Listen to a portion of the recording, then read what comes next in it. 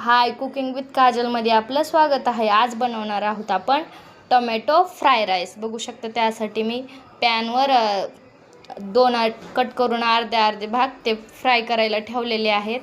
बघू शकता ताट झाकून छान असे फ्राय होऊ द्यायचे. वरचं त्याचं सालपट काढून टाकायचं. बघू शकता. त्यानंतर लसण, बघू शकता असं मी बारीक मॅश करून घेतले. छान असं मॅश करून घ्यायचे. थोडीशी मी लाल मिर्च टाकलेली आहे. बघू शकता.